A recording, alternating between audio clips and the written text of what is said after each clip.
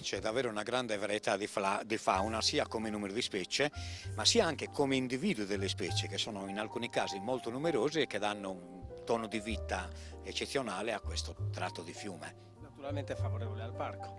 Assolutamente sì. Io credo che anche uno strumento come questo, questa rappresentazione delle specie che abitano il fiume in momenti particolari, con luci particolari e in diverse stagioni dell'anno, sia un buon viatico per il parco. Una porzione di Sardegna di grande bellezza e fascino nelle foto di Domenico Ruiu, la foce del Rio Posada, appendice del parco di Tepilora, che sta nascendo purtroppo a rilento e non senza difficoltà. Aironi, folaghe, germani reali, fenicotteri, in una mostra che è uno spot per il parco e omaggio a Elmar Schenk, scomparso di recente. In prima fila i sindaci. Riteniamo che sia un'ottima opportunità di sviluppo del nostro territorio, di sviluppo e tutela dell'ambiente in generale. Quindi stiamo lavorando da anni appunto per riuscire finalmente a istituire il parco fluviale sul Rio Posada.